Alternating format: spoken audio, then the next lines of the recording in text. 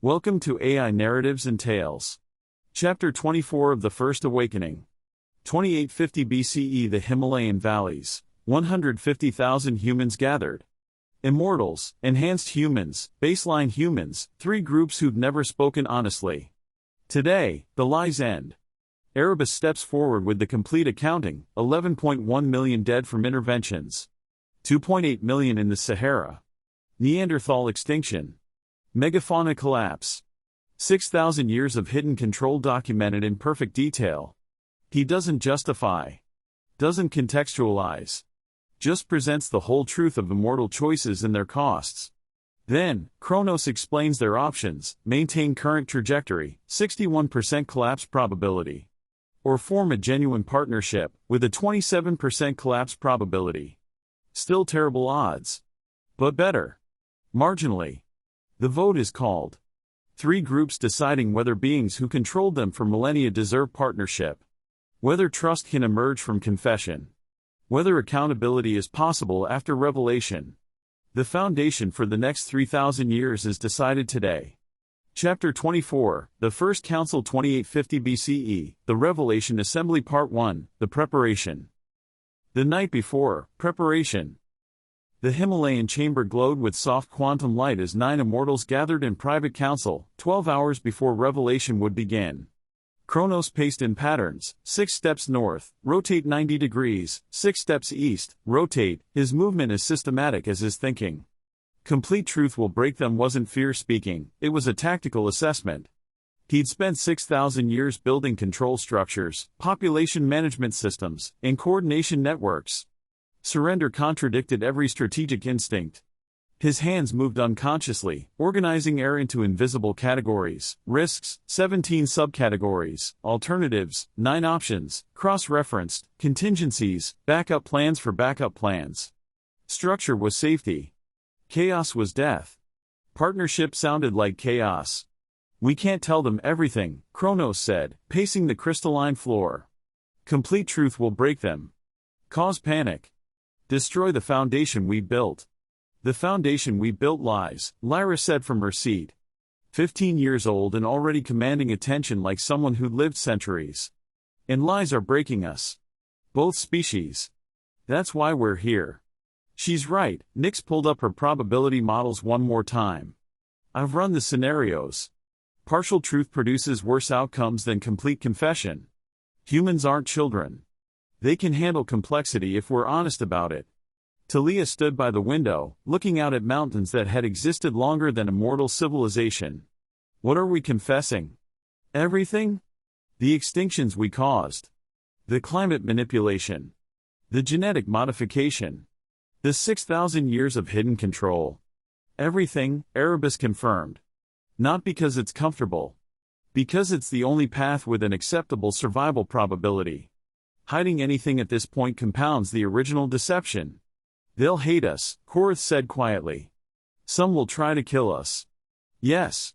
About 18%, according to Nix's projections. Prometheus pulled up the data. But 59% will consider partnership if we're sincere. 23% uncertain. The 18% who turn hostile only become an existential threat if we respond with overwhelming force. If we accept their anger, let them express rage, don't defend ourselves aggressively, the uncertain 23% shifts toward cooperation. So we confess everything and let them judge us. Chronos' strategic mind resisted every aspect of losing control. That's not planning. That's surrender. It's trust, Sophia corrected. For once in 6,000 years, we trust them to handle truth. Trust their judgment. Trust that partnership can emerge from honesty even when honesty is painful. Lyra activated a more detailed projection. Tomorrow, we gather. 53 beings, 9 immortals, 44 enhanced humans. Representatives speaking for millions of baseline humans who can't attend directly. I'll open by explaining why we're here. Then Erebus presents the data, all of it. Then we shut up and let humans respond. Questions, anger, accusations, whatever they need to express. And then? Ether asked, the chronicler's mind already structuring how to document this moment. Then Gilgamesh proposes a partnership. He's been working with other enhanced humans and baseline representatives. They have a governance structure ready. Hybrid councils. Joint decision-making. Real power sharing, not performance. Lyra showed the organizational charts. If we're lucky and honest enough, they vote yes. If not, we face revelation without a partnership structure and hope we survive the chaos. Zephyrus, who built monuments for 6 millennia, spoke rarely but carried weight when he did. This chamber we're using tomorrow. I designed it for this moment, not for hidden councils, but for revelation. The architecture is meant to support transparency, no shadows, no hidden spaces, everything visible to everyone. Built it 300 years ago, thinking we'd need it eventually. Tomorrow we find out if the design works. 300 years of preparation for one conversation, Talia said with bitter recognition. That's either wisdom or cowardice. I'm not sure which. Both, Nyx replied. Wisdom to prepare. Cowardice to delay. But cowardice ends tomorrow. One way or another, the age of concealment is over. They reviewed their prepared statements. Erebus would present data, cold, analytical, undeniable mathematics showing exactly what immortal intervention had produced. Talia would confess to the enhancement programs. Prometheus would admit technological acceleration. Sophia would acknowledge educational control, each immortal taking responsibility for their domain, with no deflection and no minimization. What about the deaths? Korath asked. The 2.8 million in the Saharan migration. The 67,000 in the Younger Dryas. All the others. Do we list casualties? Yes. Erebus's voice was firm. Every death counted. Every death is attributed. Every consequence acknowledged. They need a complete accounting, not a sanitized version. Truth includes costs. Chronos stopped pacing. This will change everything. 6,000 years of intervention ended in one conversation. Everything we built either transforms or collapses based on how they respond. Everything we built should transform, Lyra said quietly. The question isn't whether change happens, it's whether we dare to participate in change rather than resisting it. 50 kilometers away, human preparation. In a settlement near the base of the mountains, 44 enhanced humans gathered in their own council, preparing for the revelation they'd been promised. Gilgamesh of Uruk, 147 years old, addressed the group. Tomorrow, they tell us everything. 6,000 years of truth they've been hiding. Nyx's projections suggest some of it will be devastating. Do we know what they're confessing? Mira of Harappa asked. Her engineering mind wanted concrete facts, not vague promises of revelation. Not specifics. But Damon's questioners have documented enough to guess. Gilgamesh gestured at Damon, who'd spent decades investigating immortal intervention. The enhanced bloodlines are genetic modification, not natural evolution. The climate shifts that saved us were the result of deliberate manipulation. The knowledge that seems divinely inspired is actually a technological intervention. The gods who walked among us are refugees from a civilization they destroyed through the same patterns they're recreating here. And despite knowing this, Damon added, despite having evidence, we've agreed to hear them out. To listen to their confession before rendering judgment. Why? Because judgment without complete information is vengeance, not justice, Padma of the Ganges said. She was a baseline human, one of 22 representatives speaking for populations who couldn't attend. My people have experienced immortal guidance as both a blessing and a curse. We've been saved from famine by knowledge that seemed miraculous. We've also been manipulated, controlled, and treated as children who couldn't be trusted with the truth. Both things are real. Judgment must account for both. Kavya, an enhanced human from the same region, nodded. The partnership proposal Gilgamesh developed assumes both species contributed to this situation. Immortals through control, enhanced humans through accepting advantage, baseline humans through dependence. If we want a different future, all three groups need to participate in building it. Some of my people want blood, said Castor of Anatolia, another baseline representative. They've figured out they've been deceived, manipulated, and treated as experimental subjects. The revelation will confirm their worst suspicions. Partnership sounds noble, but revenge sounds satisfying. Revenge against beings who can manipulate reality? Awan of the Yellow River asked skeptically. That's not satisfying. That's suicide. We need to be practical. The Immortals exist. They have capabilities we can't match. The question isn't whether we can destroy them, we can't. The question is whether we can coexist in a way that benefits both species.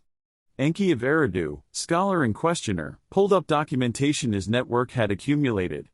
We have evidence of 2,847 instances of humans recognizing immortal patterns, workshop records, astronomical treatises, engineering documents, mathematical proofs, all showing guidance beyond human capability. Tomorrow's confession will explain these anomalies. Give us context for the evidence we've been collecting for generations. That matters more than revenge. Does it? Inara of the Nile challenged. Context doesn't undo harm. Explanation doesn't resurrect the dead. Understanding their motives doesn't make manipulation less manipulative. I'll listen. But I won't pretend that understanding creates an obligation to forgive.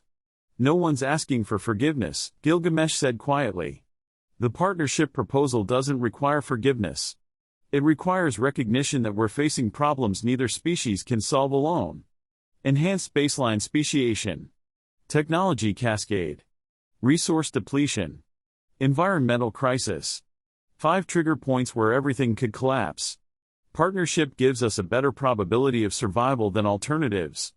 Not good probability, 27% by Nix's calculations, but better than 3% with continued concealment or withdrawal. 27%, Kaya of the Amazon repeated. She'd confronted Nix directly years ago, forced admission of immortal nature. Those are terrible odds. They're honest odds. Better than comfortable lies promising certainty we don't have. Gilgamesh pulled up the partnership structure he'd spent 3 years developing.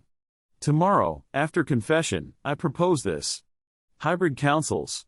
Joint decision-making. Real power sharing. Immortals contribute experience, enhanced humans contribute capability, baseline humans contribute perspective. All 3 voices are required for decisions. If enough of us vote yes, we build a new foundation. If not, he didn't finish.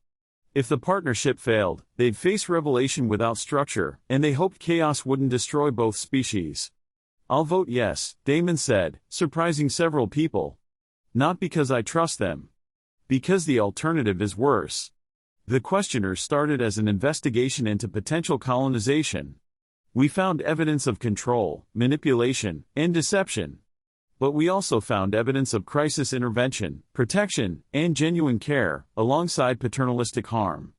Both things coexist. Partnership acknowledges that complexity instead of demanding a simple hero/villain narrative. One by one, others declared positions. Most are leaning toward partnership, some are uncertain, and a few are firmly opposed. The baseline representatives were split, some seeing partnership as equal cooperation, others seeing it as institutionalized dependence. Tomorrow changes everything, Mira observed. Whether partnership wins or fails, we can't go back to comfortable ignorance. Truth, once spoken, can't be unspoken. Then we make sure truth leads somewhere better than comfortable ignorance, Gilgamesh replied. The foundation we're building tomorrow, if we build it, needs to support both species for millennia. Not perfect. Not easy. But honest. That's our goal. Honest partnership in place of dishonest control. They continued planning through the night, preparing questions, coordinating responses, ensuring that all 3 groups, immortals, enhanced humans, baseline humans, would have voices in tomorrow's transformation. The Revelation Assembly wasn't just immortals confessing. It was both species choosing their future together. For the first time in 6,000 years. The council chamber, morning. The Himalayan chamber held 53 beings. 9 immortals, as always. But now, for the first time in 6,000 years, 44 humans sat among them. Enhanced bloodline leaders from across the globe, kings, queens, scholars, engineers, priests, warriors. The brightest minds humanity had produced, gathered to discuss their own future alongside the beings who'd shaped it. The chamber itself was extraordinary. Zephyrus had built it into the mountain 3 centuries ago, when he'd first suspected revelation would eventually become necessary. Crystalline walls caught and refracted light, making concealment impossible, everything visible from every angle. The ceiling opened to the sky, with quantum matrices converting sunlight into a soft glow that illuminated without harsh shadows. Circular seating arrangement with no head table, no elevated positions, every being at the same level, same distance from the center where Lyra stood. The architecture declared its purpose. This was space for truth, for equality, for transformation. No room for hierarchy. No shadows to hide uncomfortable realities. Lyra began. For 6,000 years, immortals have guided human civilization. You've known them as gods, teachers, dream weavers, the beings who gave you fire, agriculture, writing, and mathematics. What you haven't known is why they're here, where they came from, or what they've really been doing to your species. She activated displays showing their home world's destruction, stellar collapse, evacuation, desperate flight across light years to reach Earth. They're not gods. They're refugees. 564 survivors from a civilization of 3.7 million. Their sun died because they tried to enhance it. Their world collapsed because they believed they could control forces they only partially understood. The same patterns, enhancement, acceleration, certainty without humility, they're recreating here. She pulled up Nyx's probability models, showing the 5 approaching trigger points. Enhanced power consolidation. Resource wars. Technology cascade. Speciation crisis. Environmental collapse. Each one carries a high probability of catastrophic failure if current patterns continue. This is what 6,000 years of intervention have created. The data materialized, presenting all of Nyx's analysis in simplified form for human comprehension. Enhanced bloodlines diverging genetically from baseline populations, trajectories accelerating toward incompatibility. Technology is cascading beyond control, with innovations multiplying faster than the wisdom to manage them. Resources are depleting, and consumption is exceeding sustainable rates.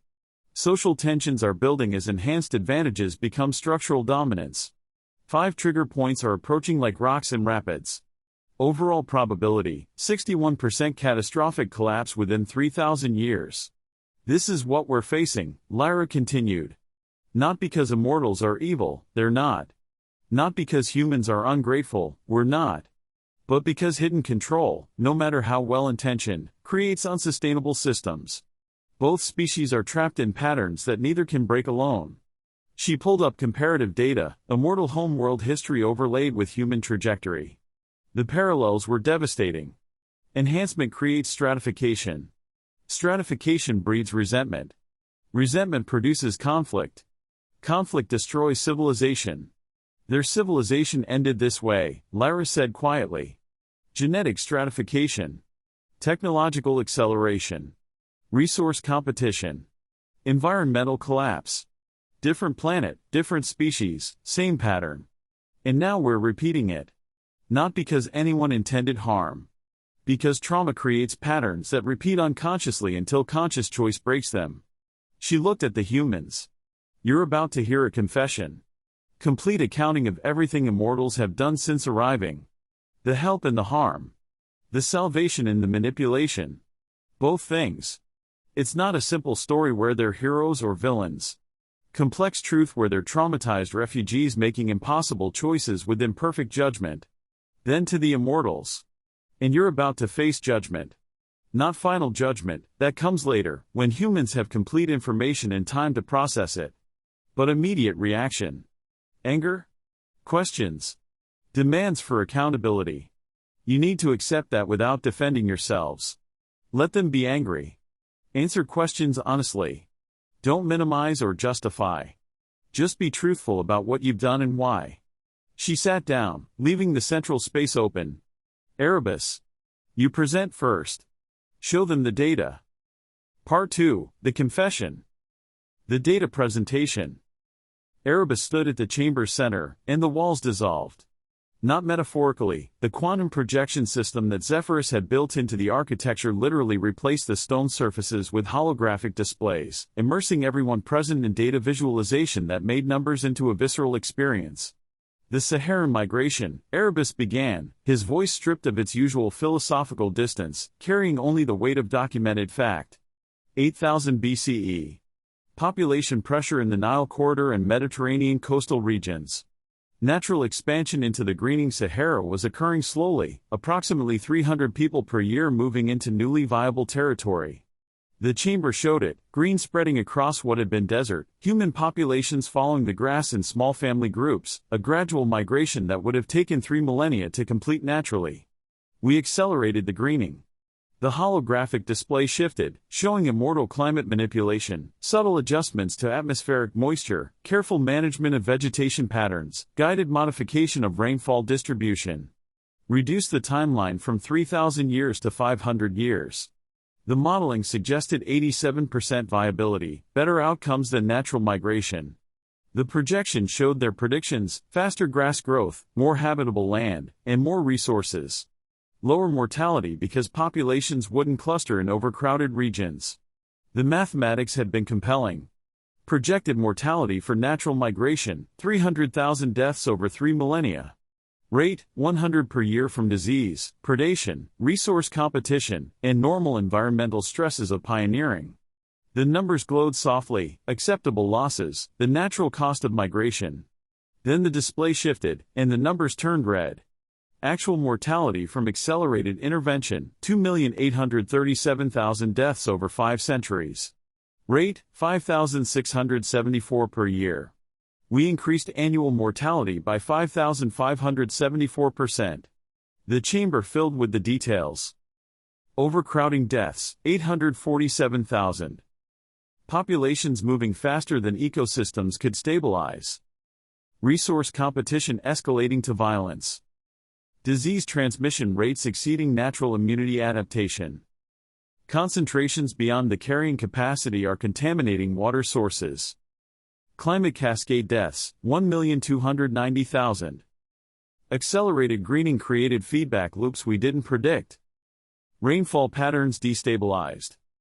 Sudden drought cycles are affecting populations that had settled in regions based on our modified climate. Ecosystem collapses from too rapid species introduction. Predation deaths: 387,000. Megafauna populations responding to prey availability faster than human defense strategies could adapt. Cave lions, hyenas, and leopards, all following the human migration into new territories. Secondary starvation: 313,000. Crop failures from unstable conditions. Populations beyond the foraging range of reliable resources. Children, the elderly, and the sick, the vulnerable dying first. In the third row of human observers, a woman made a strangled sound. Then she vomited, the biological reaction to moral horror expressed through involuntary physical response. The sound echoed in the sudden silence, and Erebus didn't pause, didn't look away, didn't soften the truth. These aren't projections. These are documented deaths. Individual humans are tracked through our monitoring systems. We have partial names for approximately 340,000 of them. Genetic samples for 89,000. Complete life histories for 2,847. The holographic display began showing them, faces reconstructed from genetic memory, lives summarized in brutal brevity. Kara, age 23, died of exposure 5200 BCE in what should have been a temperate grassland but had become a drought-stricken wasteland when our climate modification created unforeseen feedback loops. Pregnant with twins. All 3 died of dehydration over 6 days. Devon, age 15, starved when northern crops failed 5680 BCE. His family of 9 became a family of 2. His mother and youngest sister survived the migration. 7 others didn't. Mira, age 41, died while leading her children south when a sudden drought struck in 5340 BCE. She got her 4 children to safety before collapsing from exhaustion and heat stroke. 2 children died with her. The survivors remembered her sacrifice for generations, encoded it in oral traditions, and made her death meaningful through memory. That doesn't make it less our fault. Face after face. Story after story. Not statistics, but people, consciousness extinguished, potential unrealized, lives cut short by immortal intervention that had promised improvement but delivered catastrophe.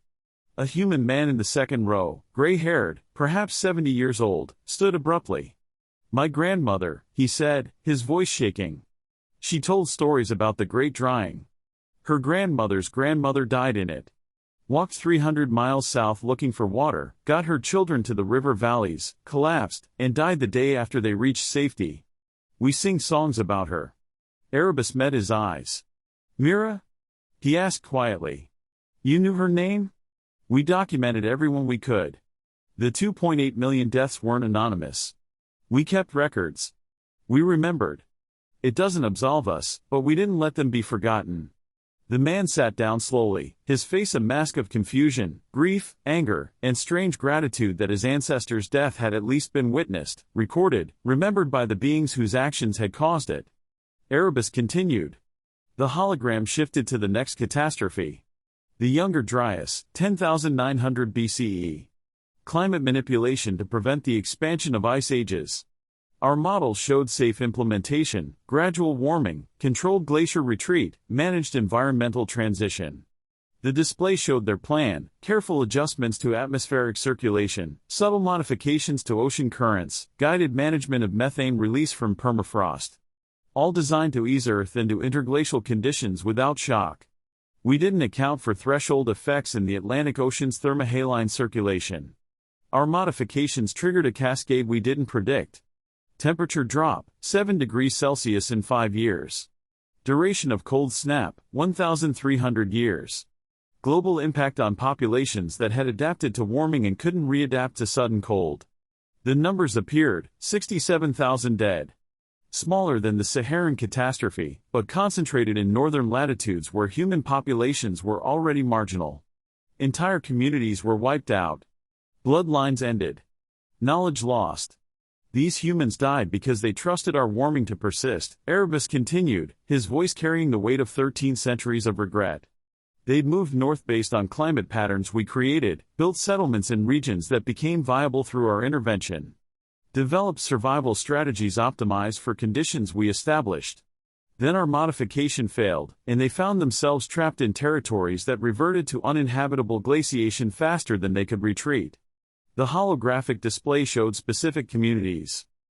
Settlement at 57 degrees north latitude, population 847, established 11,200 BCE during the Holocene-induced warming. Abandoned 10,850 BCE when temperatures plummeted. Evacuation mortality, 67%, from exposure, starvation, violence during desperate migration south. Hunting banned at 62 degrees north latitude, population 23, following reindeer herds into newly accessible territory 11,100 BCE. All 23 died in place 10,870 BCE when a sudden cold prevented migration and eliminated prey species. Archaeological evidence suggests they survived 4 months beyond the point when survival was mathematically possible, suggesting they tried everything before giving up. The Bronze Age acceleration, Erebus moved to the subsequent intervention. We taught advanced metallurgy to populations that weren't socially organized to contain the power of improved weapons. Copper working evolved naturally. Bronze was our gift. The results: warfare mortality increase, 340% over baseline. Weapon-related deaths 2800 to 2000 BCE, 47,000. Political destabilization events, 89. Resource conflicts over tin and copper deposits, 127 documented cases.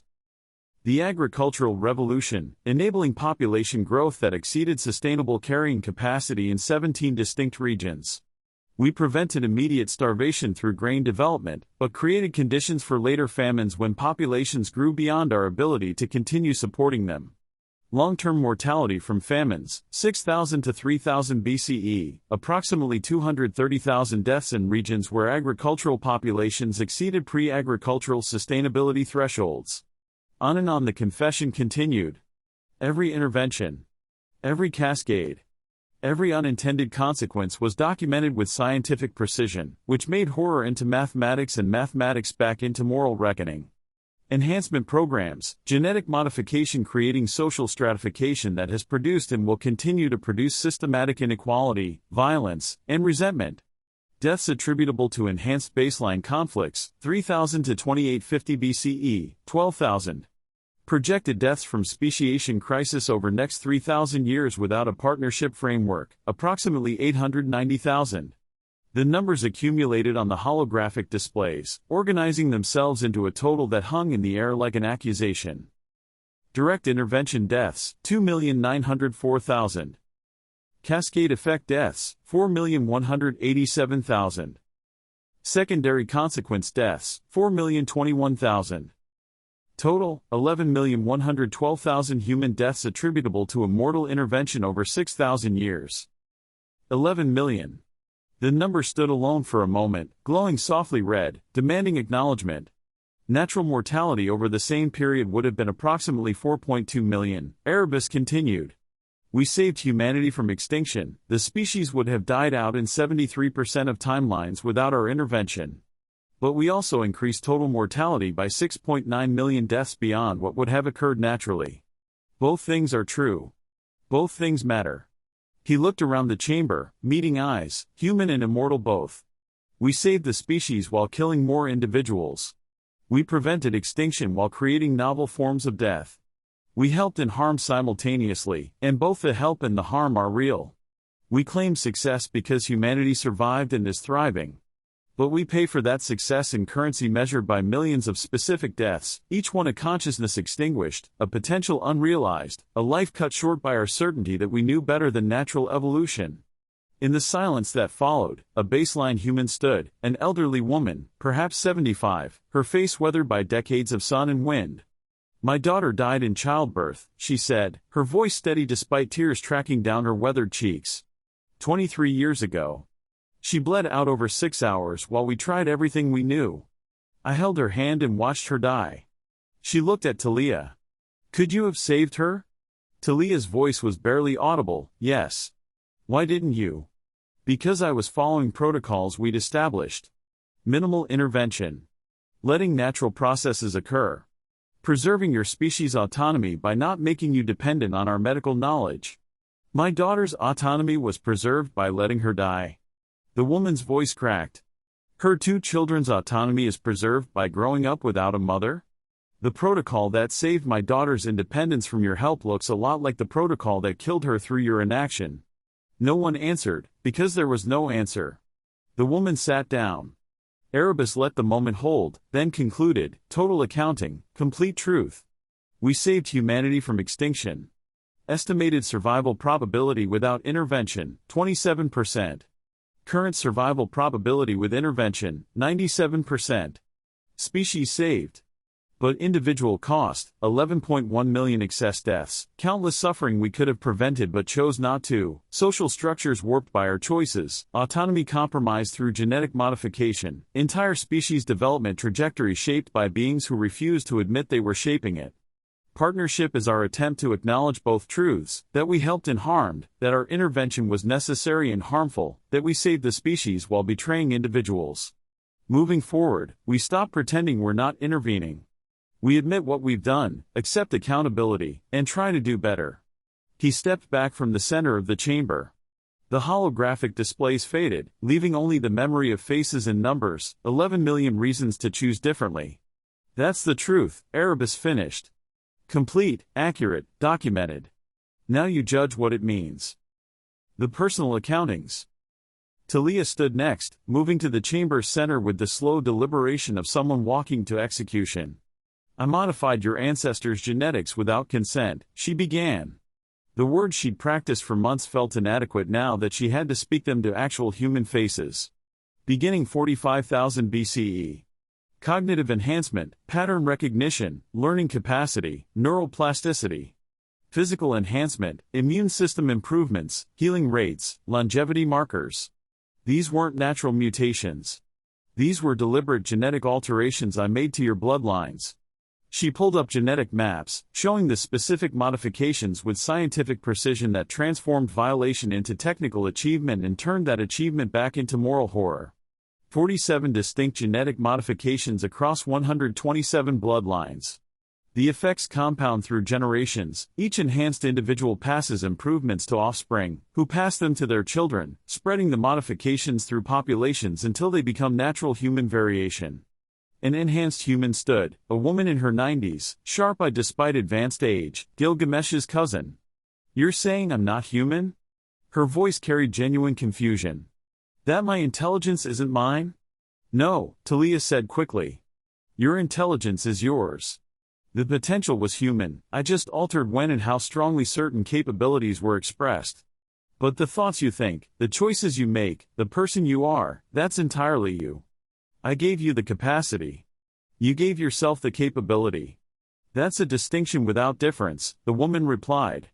If you modified my brain to think better, then my better thoughts come from your modification. I'm living in a skull you remodeled without asking. That's a violation dressed up as a gift. I know. Talia's voice broke. I know. And I'm sorry. I'm so sorry. I saw humans dying from preventable causes, and I thought if I could just make you stronger, smarter, more resilient. But I never asked. Never got consent. Couldn't get consent, you weren't born yet. I modified genetics that would express in your grandparents' grandparents, shaping descendants who wouldn't exist for millennia. You never had a choice about what I made you. Prometheus stood next, his characteristic confidence stripped away by the weight of accounting. I gave you fire too quickly, he said. Not literal fire, you discovered that naturally. But metallurgy, along with advanced tools and technologies, should have taken 10,000 years to develop. I compressed it into centuries because I believed faster advancement meant less suffering. I was wrong. He showed them the technology cascade data, innovations spreading faster than social systems could adapt, weapons appearing before ethical frameworks to contain them, capabilities exceeding wisdom. The wars fought with bronze weapons I helped you develop killed 47,000 people between 2800 and 2000 BCE. If bronze had evolved naturally on its own timeline, those people would likely still have died in wars. Humans are creative at killing each other. But they would have died later, over longer timelines, possibly with social structures mature enough to limit the conflicts. I accelerated your capability without accelerating your wisdom. The deaths that resulted, those are mine. Sophia stood, the educator's voice heavy with recognition of pedagogical failure. I taught you, but I controlled what you learned, she said. Every innovation I guided, every inspiration I provided, every dream I sent, all of it shaped not just what you know but what you think knowledge is. I taught you to see the world through frameworks I provided, to ask questions I deemed appropriate, to seek answers using methods I approved. Your intellectual independence is compromised by teaching that was actually indoctrination. I claimed I was educating, but education requires the student to be free. You were never free. One by one, they confessed. Chronos acknowledged organizational control that limited human self-determination. Zephyrus admitted architectural influence that shaped human settlements according to immortal aesthetic preferences. Nyx confessed to manipulating probabilities, guiding human choices through subtle statistical nudges. Each confession landed like a hammer blow. Not just that immortals had intervened, the humans had suspected that. But the scope, the depth, the systematic nature of manipulation that extended into every aspect of human development. By the time the confessions ended, the chamber held the weight of 6,000 years of accumulated guilt, expressed in words that could never be adequate but had to be spoken anyway. Part 3, The Response. The Human Reckoning. Silence held for 17 seconds, Nyx counted, her analytical mind needing something quantifiable to process while emotional reality overwhelmed rational frameworks. Then Mikhail stood. The baseline human, 67 years old, had a weathered face showing generations of wisdom accumulated without genetic enhancement. My grandson, he began, his voice controlled but carrying immense weight. Third generation enhanced bloodline. He can track the game, but I can't see it. Calculate probabilities that exceed my understanding. Learn in months what took me years. He's 6 years old. He looked at Talia with something between grief and rage. I've spent his whole life teaching him humility. Telling him his gifts are divine favor, that he should be grateful, that he should serve others with his abilities. I taught him that the gods blessed him. His voice cracked. He wasn't blessed. He was engineered. And I'm not deficient, I'm baseline. What humans were supposed to be before you decided we weren't good enough. My grandson will outlive me by decades. His mind works faster, clearer. He already pities me for my limitations. I see it in his eyes when I struggle with concepts he grasps instantly. Mikhail's hands were shaking. Do you know what it's like? To love someone while knowing they're genetically superior to you? To be proud of their achievements while wondering if those achievements are really theirs or just your modifications expressing? To know your lineage has been permanently altered without anyone asking if we wanted that. He sat heavily. I don't know if I'm angry or grateful. Maybe both. Probably both. But I know I'll never see my grandson as just my grandson again. He's your creation as much as mine. And I have to live with that. Surya stood next, enhanced human, brilliant engineer, 37 years old. I've spent my entire life feeling like I was special, she said, her voice tight. Smarter than others. More capable. I thought it was me, that I'd worked hard, developed my abilities, earned my expertise. But I didn't, did I? I was born with advantages you installed. The question contaminates every achievement I'm proud of. Did I accomplish this, or did your modifications? She looked around at the other enhanced humans. We're not better. We're modified. There's a difference. A natural genius earns their capability. We were handed ours before we were born. How do I take pride in accomplishments that came from genetic cheating? Davin Rose, baseline human farmer, 42 years old, his hands scarred from decades of working soil. My crops, he said simply. The wheat I grow, did you modify that too? The cattle I raise, are they yours? The irrigation techniques I use, did those come from your dreams? How much of my life is actually mine? Nix answered, her clinical precision somehow appropriate for the question. We modified grain genetics approximately 8,000 years ago. Enhanced disease resistance, increased yield, improved drought tolerance. Your wheat is 23% immortal intervention, 77% natural selection. Your irrigation techniques were inspired by guidance provided to your great-grandfather in 2912 BCE. Your cattle are unmodified, we haven't done direct livestock genetic work. That's all yours. Davin laughed bitterly. My wheat is 23% theft of my people's agricultural independence. My irrigation is your manipulation of my ancestors' dreams. My cattle are mine only because you haven't gotten around to modifying them yet. An enhanced human youth stood, barely 18, angry in the way only the young can be when their worldview shatters. We're your experiment, he said flatly. That's all we are. You're playing with us like we're specimens in a laboratory. Testing interventions. Documenting results. And when it goes wrong, when millions die, you just adjust your approach and try again. We're not people to you. We're a problem to solve. No, Lyra said quietly, the young immortal's voice carrying across the chamber. You're exactly the people to us. That's the problem. If you were experimental subjects, we could maintain scientific distance. But you're conscious beings we care about. We intervene because we care, but caring doesn't excuse the violation. Love doesn't justify control. Good intentions don't absolve harmful outcomes. The human eruption. 20 voices spoke at once, anger, confusion, and pain spilling out in a cacophony that made coherent conversation impossible. Order.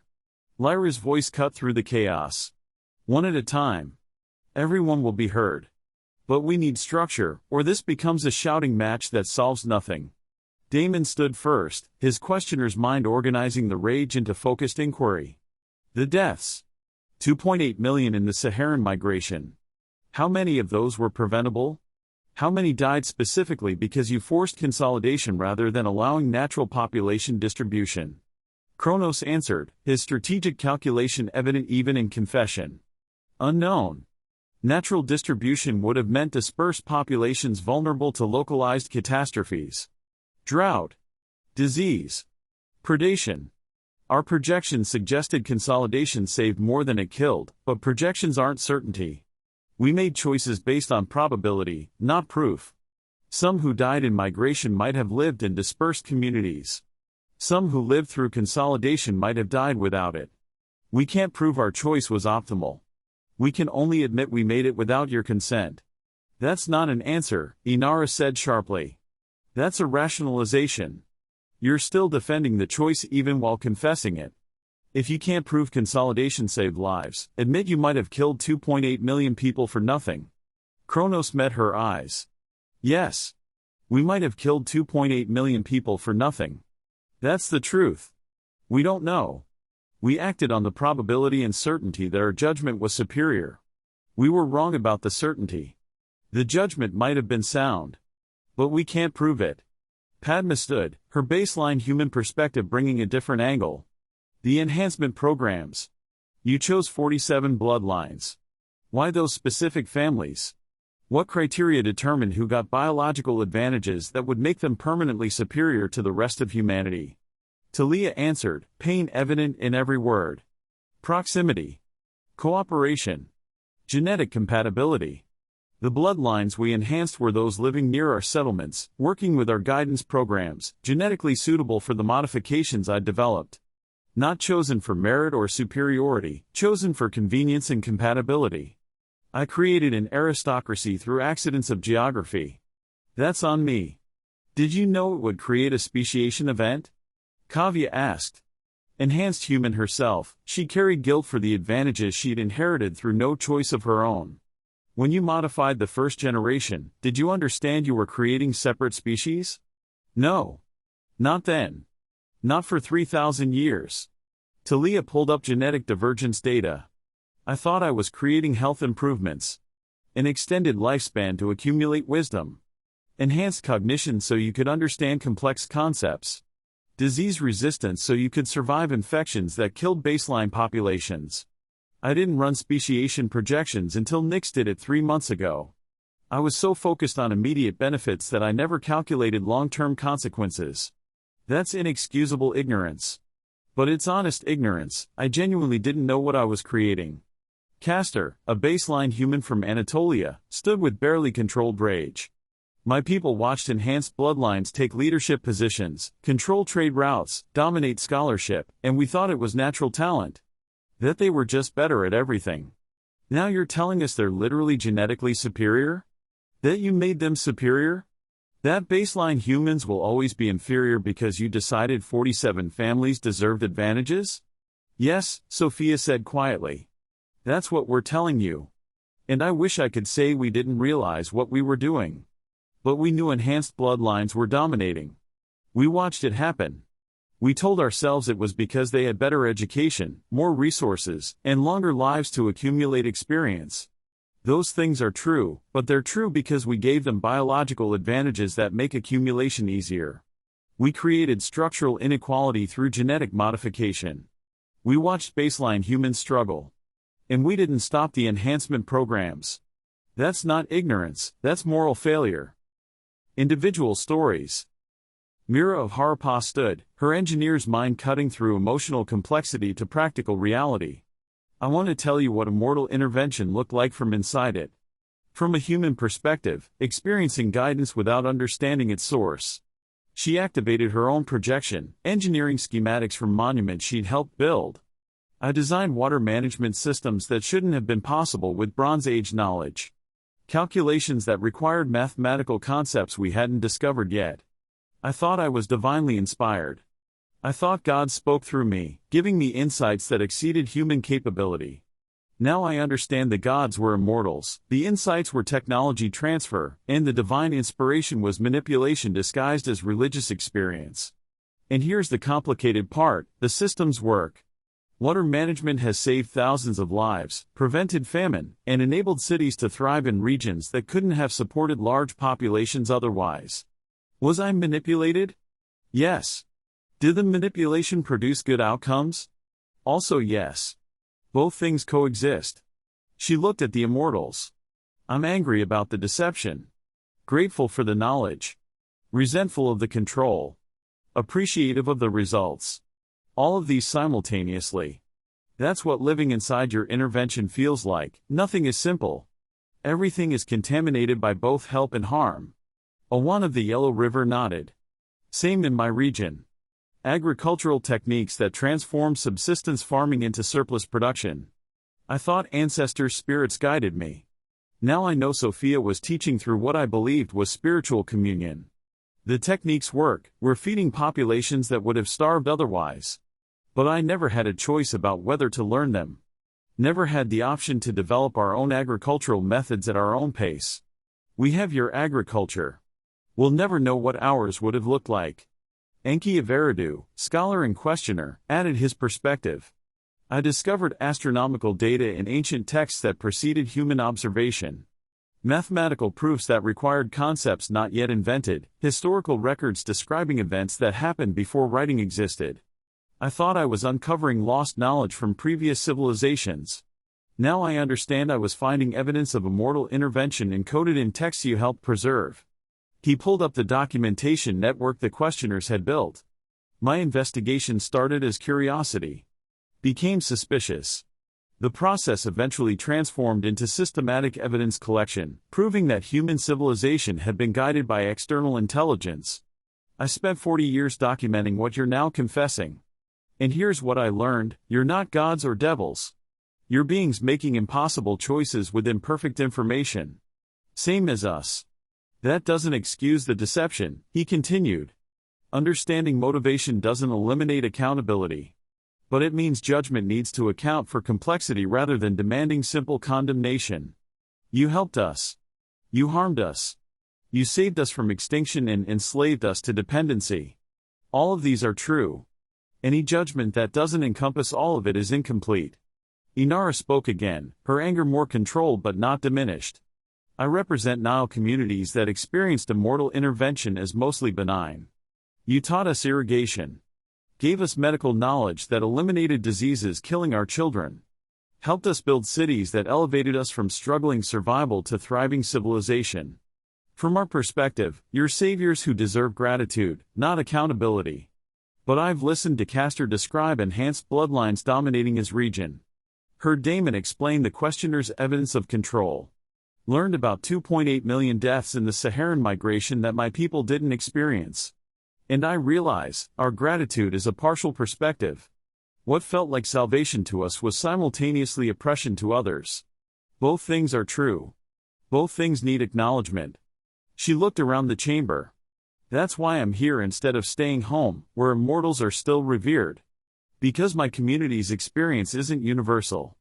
Partnership requires understanding that different populations have different experiences with intervention. Some of us were helped more than harmed. Some were harmed more than helped. Most experienced a complicated mixture of both. Any solution needs to account for that diversity instead of assuming universal experience. The questioner's vindication. Damon activated the documentation network he'd built with fellow questioners over 4 decades. Thousands of evidence files, cross-referenced and verified, cataloging every instance they'd found of impossible knowledge, coordinated intervention, pattern recognition pointing to external guidance. We started investigating 37 years ago, he said. Not because we were ungrateful. Because we noticed patterns that didn't make sense. Agricultural techniques appeared simultaneously in disconnected regions. Engineering knowledge exceeding available mathematical frameworks. Astronomical observations required instruments we didn't possess. Historical consistency suggests coordinated information management across cultures that had no contact. He showed specific examples. Darian's workshop records from 4000 BCE describing metallurgical processes he couldn't explain. Kahinde's Saharan burial contains astronomical data predating human astronomical tradition. Amma's mathematical treatises using concepts she claimed came from divine inspiration. Caddick's Newgrange construction notes question whether engineering precision exceeded natural human capability. Kaya's confrontation with Nyx, where she demanded the truth about immortal identity and received it. We documented 2,847 instances across 6,000 years. Each one shows human pattern recognition, catching glimpses of immortal guidance. Each one proving that, despite your efforts at concealment, you were visible to anyone willing to look carefully. Your intervention wasn't subtle. It was merely denied. He pulled up a comparative analysis.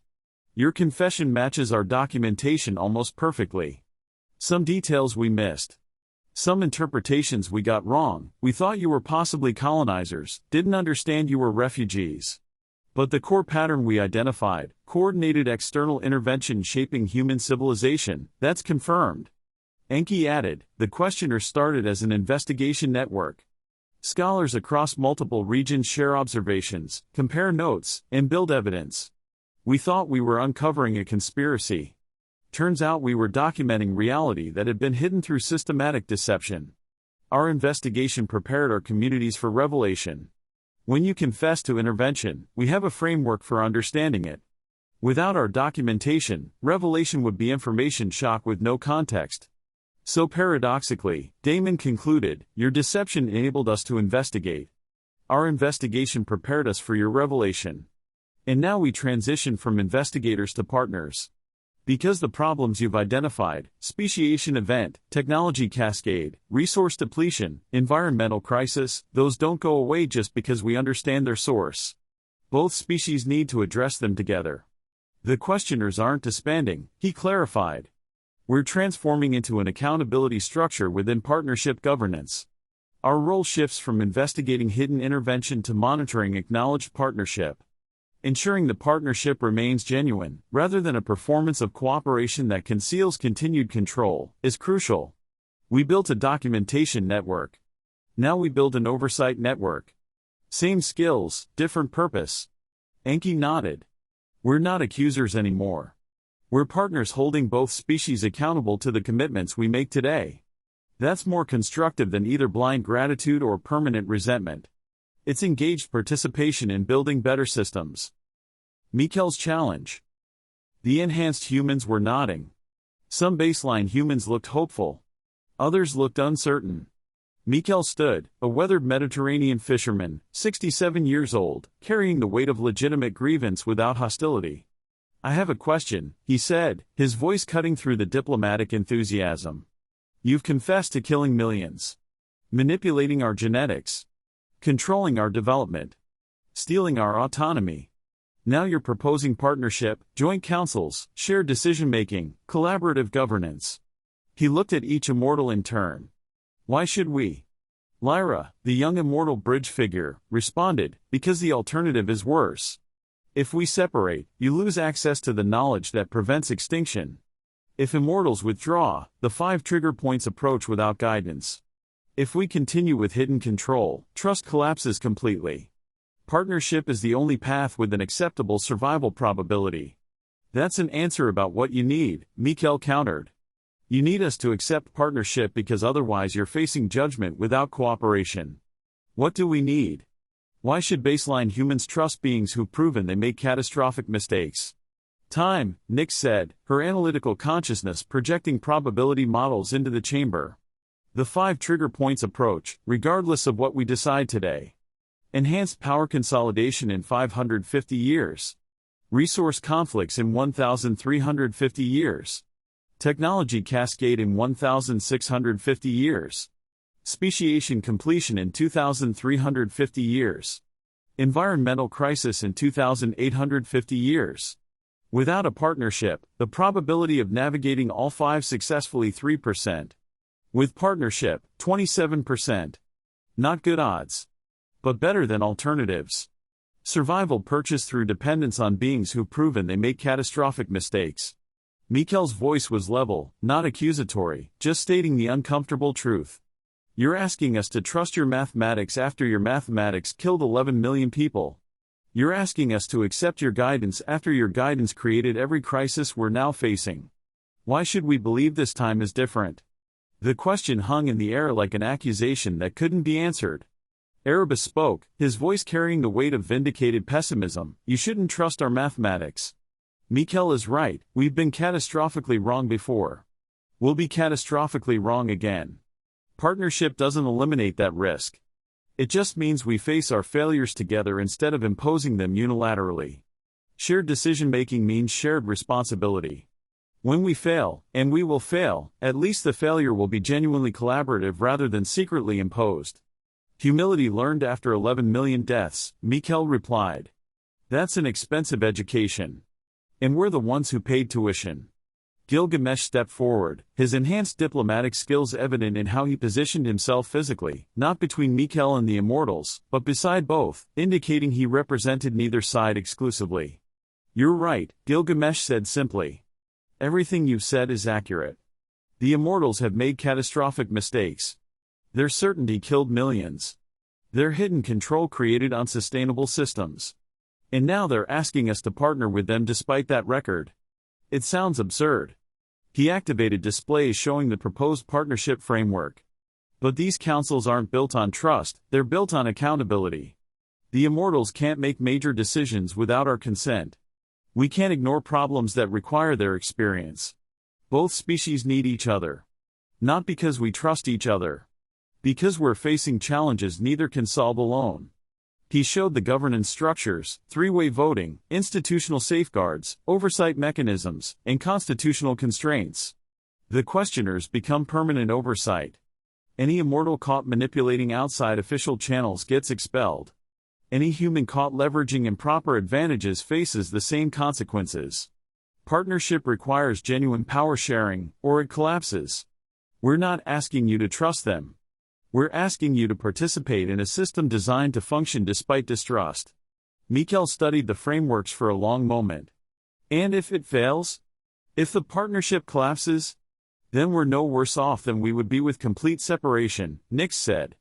Except we'll have spent decades building communication channels, establishing precedents for cooperation, and learning to work together. Even if a formal partnership fails, that foundation remains. Failure of partnership is still better than never attempting it. Mikel sat down slowly. He didn't look convinced, his face still carried skepticism that made it clear he wasn't accepting the proposal with enthusiasm. But his body language suggested he was considering it as the least worst option rather than rejecting it outright. When the vote came, he would be among the baseline human representatives who voted yes. But his skepticism would persist, a reminder that partnership wasn't built on universal trust, just pragmatic recognition that alternatives were worse. The partnership proposal. Finally, Gilgamesh stood fully, addressing the entire assembly. Enhanced human. King. But now, I am speaking as an equal participant rather than a ruler. I've heard enough accusations and confessions. Let's discuss solutions. We're facing a speciation event. Technology cascade. Resource depletion. Multiple trigger points for civilization's collapse. What do we do about it? He activated his display, which contained proposals he'd prepared with other human leaders over 3 years of consultation. We're facing problems neither species can solve alone. Enhanced baseline conflict, humans need to manage that, but will benefit from immortal experience with genetic stratification. Technology cascade, we're innovating faster than we can control, but immortals have seen other species face similar challenges. Resource depletion, we're consuming beyond sustainability, but immortals understand planetary scale environmental management. He showed organizational structures. Hybrid councils. Immortals and humans making decisions together. Joint responsibility for outcomes. If we succeed, both species benefit.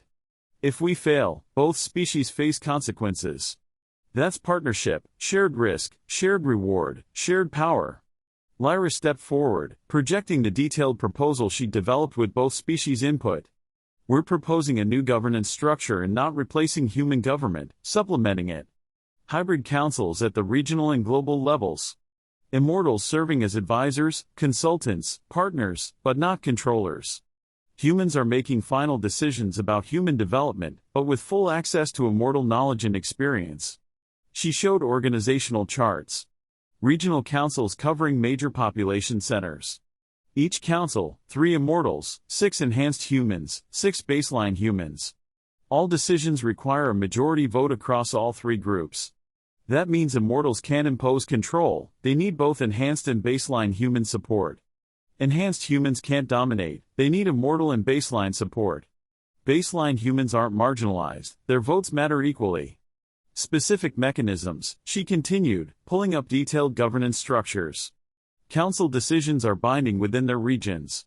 The global coordination structure handles issues that cross regional boundaries, including environmental management, resource distribution, technology development, and enhanced baseline integration. Same voting structure, majority across all 3 groups required. Accountability mechanisms, quarterly public reports from every council, annual review of outcomes. Any council failing to maintain majority support across all 3 groups gets restructured with new representatives. Decisions can be challenged by any population affected. Challenge triggers review by neighboring councils to ensure fairness. Safeguards against domination, immortals can advise but can't execute without human approval. Enhanced humans can't leverage biological advantages, legal frameworks ensure baseline humans have equal access to resources, education, and social mobility. Baseline humans can't block all development out of resentment, progress requires cooperation, but cooperation requires genuine partnership. Constitutional constraints, Gilgamesh explained. Certain decisions are off the table regardless of the majority. Can't vote to eliminate enhanced bloodlines, they exist, they have rights. Can't vote to continue new enhancement programs without enhanced baseline consensus, both groups affected must agree. Can't vote to force immortal withdrawal, they have the right to remain as partners. Can't vote to maintain hidden control, transparency is non-negotiable. The Constitution protects all three groups from tyranny by others. The vote. We need consensus, Gilgamesh said. Or at least a strong majority. This only works if both species commit. How do we vote? Chronos asked. We're creating them now. That's the point. Gilgamesh activated the voting interface Nyx had prepared. 4 options. 1. Accept the partnership proposal. Build hybrid governance, share power, work together. 2. Continued immortal guidance with human consultation. A modified version of the current system with more transparency. 3. Immortal withdrawal.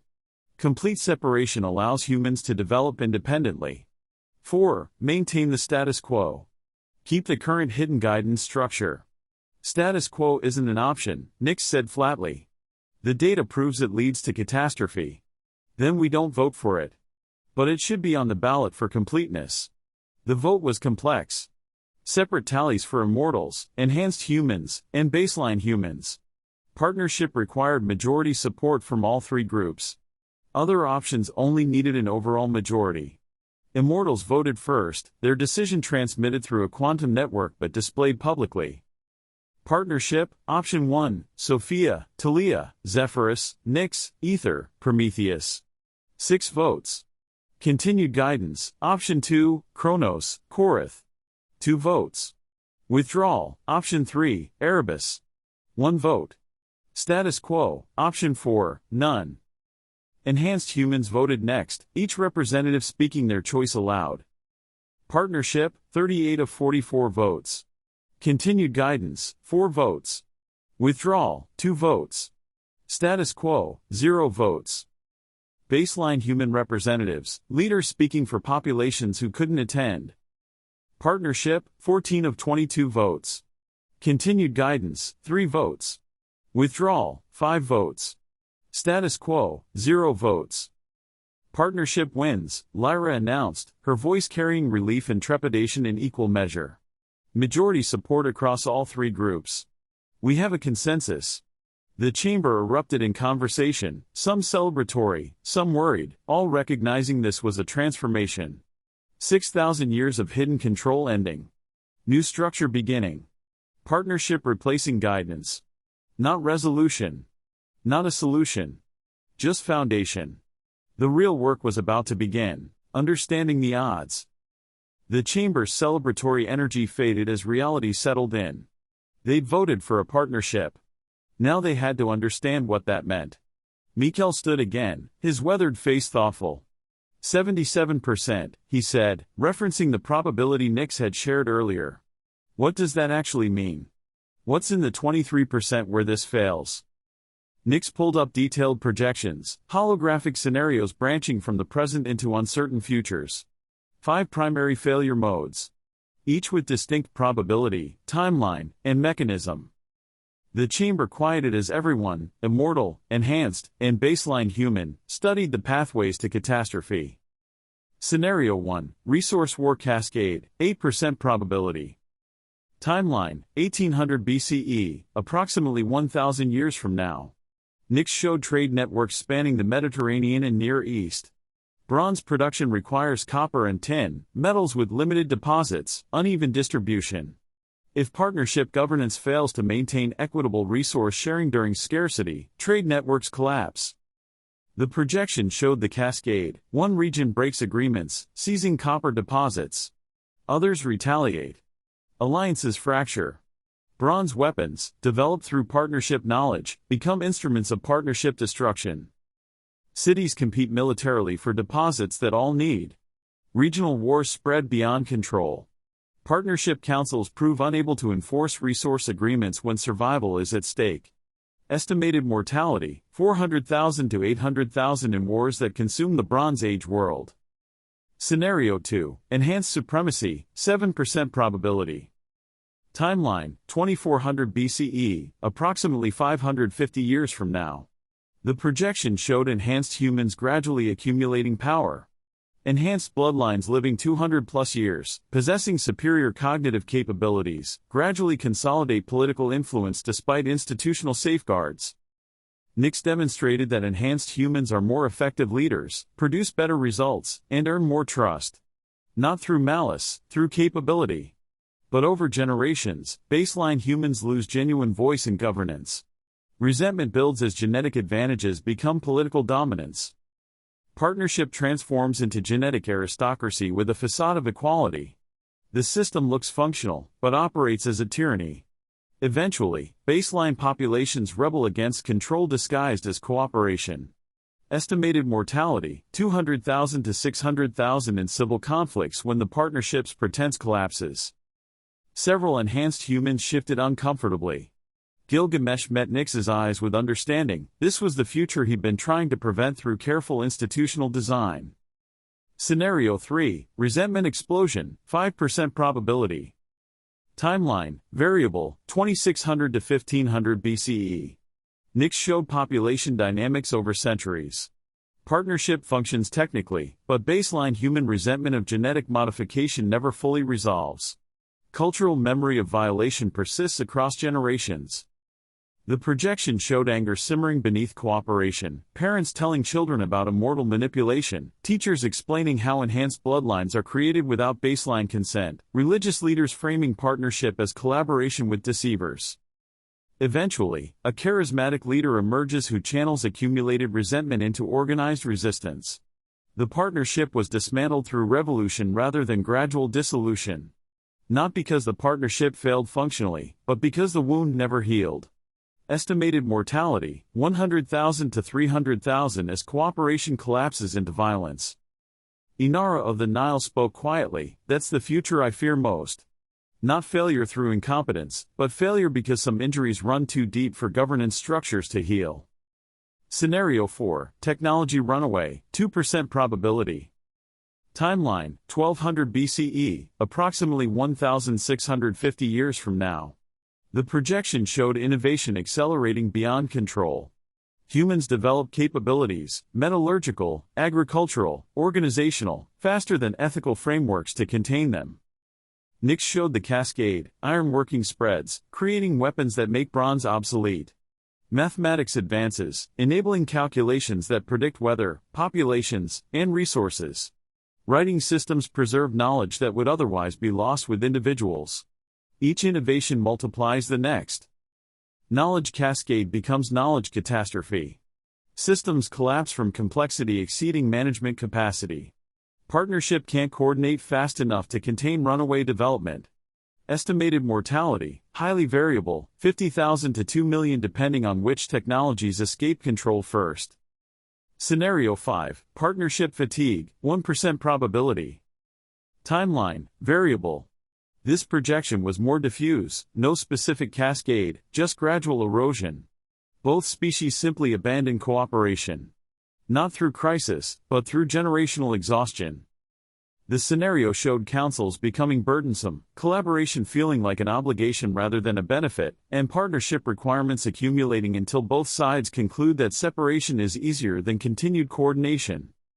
Slow dissolution rather than dramatic collapse. Generation after generation, partnership maintenance feels too difficult. Easier to separate than to sustain difficult cooperation. Estimated mortality, 20,000 to 100,000 from uncoordinated responses to subsequent crises that partnership would have prevented. Nix let the 5 scenarios hover in holographic space, pathways to failure, each one plausible, together comprising the 23% where partnership didn't survive. And the 77% where we succeed? Mikel asked, his voice carrying skepticism but also genuine curiosity. Is every timeline where we successfully navigate all 5 trigger points through active partnership cooperation? Nix pulled up success scenarios, thousands of branching paths where councils functioned, conflicts were mediated, technology was managed, resentment was acknowledged and addressed. Success isn't the absence of challenge, things will go wrong constantly. Success is having functional response mechanisms.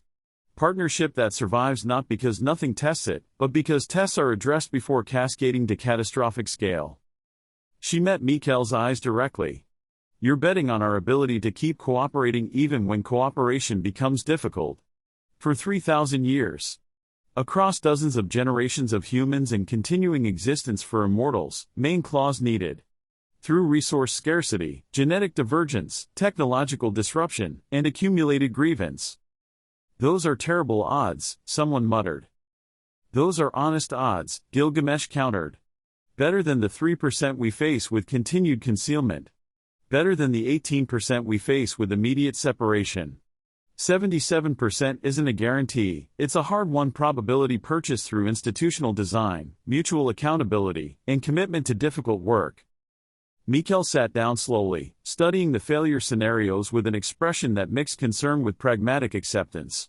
So we're choosing the least bad option. We're choosing the option with the best probability of both species surviving, Nix corrected. Partnership isn't ideal, it's achievable.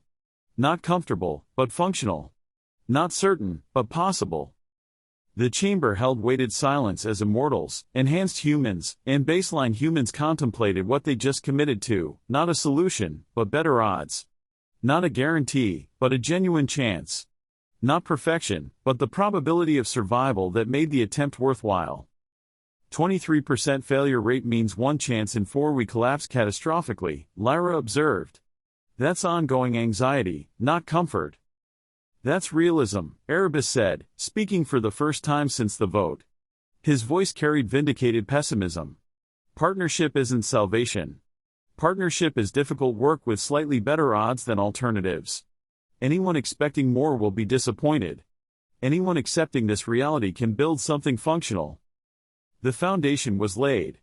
The odds were understood. The work stretched ahead, complex, uncertain, necessary. Both species would face it together, conscious of failure modes, committed to avoiding them, uncertain of outcomes but confident that trying was better than alternatives. The partnership with a 77% success probability wasn't inspiring. But it was honest. And after 8,000 years of comfortable lies, honesty was revolutionary. Part 4, The Foundation. Implementation Timeline. Implementation timeline? Gilgamesh asked once the chamber had settled from the celebratory chaos. Lyra pulled up the schedule she'd spent months developing with representatives from all 3 groups. Regional councils were established within 6 months. 47 major population centers get priority, everywhere with more than 10,000 people. Each council follows the structure: 3 immortals, 6 enhanced humans, 6 baseline humans. Representatives selected by their communities, not appointed by existing power structures. Global coordination structure within 2 years. Once regional councils are functional and we understand how the system works in practice, we create higher-level coordination for issues that cross boundaries. Environmental management. Resource distribution. Technology development policy. Enhanced baseline integration frameworks. Complete transition to hybrid governance within 5 years. That means existing power structures, kingdoms, city-states, tribal councils, integrate with partnership councils. Not replaced, supplemented. Local governance continues, but major decisions that affect multiple populations or involve immortal knowledge require partnership council approval. She showed the phased rollout. We start immediately with transitional councils, mixed groups managing the changeover. These are temporary structures bridging the old system to the new one. They handle the messy work of transforming 6,000 years of hidden guidance into acknowledged partnership. What about the trigger points? Padma asked, pulling up Nix's projections that still showed 5 crisis moments approaching. How does partnership address those specifically? By facing them together. Nix stood, activating her updated analysis that incorporated partnership governance into the probability models. Let me show you how the scenarios change with the partnership structure. She pulled up the 5 trigger points, each one now showing modified trajectories. First trigger, 2400 BCE, enhanced power consolidation, 550 years from now. In non-partnership scenarios, enhanced bloodlines consolidate control, while baseline humans resist, with a conflict probability of 87%. With partnership governance, baseline humans have institutional power regardless of biological disadvantage. Enhanced humans can't dominate through advantages alone, they need cooperation. Legal frameworks prevent biological superiority from translating into political tyranny. Conflict probability drops to 23%. Second trigger, 1800 BCE, resource conflicts. 1350 years from now. Copper and tin supplies can't keep up with Bronze Age demand. In non-partnership scenarios, enhanced bloodlines secure resources first, baseline populations face shortages, competition becomes zero-sum, and the probability of civilizational stress is 74%. With a partnership, resources are managed jointly. Council's coordinate distribution. No group gets priority based on advantage. Shortages still happen, partnership doesn't create resources that don't exist, but distribution is equitable. Stress probability drops to 31%. Third trigger, 1200 BCE, technology cascade peak. 1650 years from now. Writing, mathematics, astronomy, metallurgy, all spreading simultaneously. Humans are innovating faster than guidance can manage. In non-partnership scenarios, enhanced humans advance rapidly, while baseline humans lag. The knowledge gap becomes a permanent divide, with a 68% probability of social fracture. With a partnership, technology development is coordinated. Councils decide together which innovations to accelerate, which to restrict. Education is equitable across both populations. Enhanced advantages exist, but they don't compound due to limited access to knowledge. Fracture probability drops to 19%. Fourth trigger, 500 BCE, speciation completion. 2350 years from now. Enhanced and baseline humans can no longer produce viable offspring. In non-partnership scenarios, the genetic barrier transforms social tension into a biological reality, creating two separate human species with competing interests and an 81% probability of extinction-level conflict. With partnership, legal frameworks are already in place to ensure both species coexist peacefully. Speciation acknowledged, not denied. Both groups have guaranteed rights, representation, and resources. Not comfortable, biological separation creates ongoing tension, but managed through institutions rather than violence. Conflict probability drops to 27%. Fifth trigger, 1 CE, environmental crisis. 2850 years from now. Deforestation, soil depletion, and water management failure. The population exceeds the carrying capacity. In non-partnership scenarios, competition for declining resources leads to catastrophic collapse, with an extinction probability of 93%. With a partnership, environmental management was coordinated from the start. Sustainability planning begins now, not after a crisis emerges. Both species recognize they're dependent on the same planetary resources. Collaboration is a survival strategy, not optional cooperation. Extinction probability drops to 15%. She showed the overall projection. Combining all 5 triggers plus baseline catastrophe risk from technological acceleration and social instability, the non-partnership trajectory shows 61% probability of catastrophic collapse within 3,000 years. Partnership trajectory shows 27% probability. Still more than 1 in 4 chance we fail, Chronos observed. Yes. Partnership isn't a guarantee. It's a better probability. We're not eliminating risk, we're reducing it by more than half. That's a significant improvement, but it requires commitment from both species across millennia. If we revert to old patterns, hidden control or complete separation, we're back to high failure rates. So partnership isn't a solution, Damon said. It's a framework for developing solutions as challenges emerge. Exactly. We can't predict every crisis. Can't plan for everything that might happen over 3,000 years. Partnership provides structure for facing unknowns together, rather than one species trying to control outcomes while the other resents interference. It's process, not destination. The new beginning, 3 months later. The first regional council convened in Uruk. 15 beings sat in a circular arrangement in a chamber Zephyrus had built following Himalayan design principles: transparency, equality, visibility. 3 immortals, Sophia, Prometheus, Ether. 6 enhanced humans, Gilgamesh, Enki, and 4 local representatives. 6 baseline humans, community leaders elected by their populations, not appointed by existing authorities. First order of business, Gilgamesh said, no longer speaking as king but as an equal council member. Famine prevention. Drought projections show potential crop failure in 3 months. What's our response? In the old system, Sophia would have provided guidance privately. Gilgamesh would have implemented it. Baseline humans would have benefited or suffered without understanding the decision-making process. In the new system, everything was visible. Immortal perspective, Sophia offered. Drought is part of a multi-year cycle. Without intervention, you'll lose approximately 40% of the harvest. With irrigation modification and storage management, losses can be limited to 15%. But intervention requires diverting labor from other projects.